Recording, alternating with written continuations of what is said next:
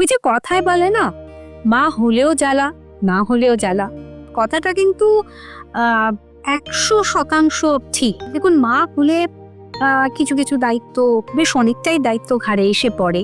আবার না হলে সেই ক্ষেত্রে দেখা যায় যে অন্যের সন্তানকে একদম মাতৃস্নেহে অনেকে বড় করে তোলে।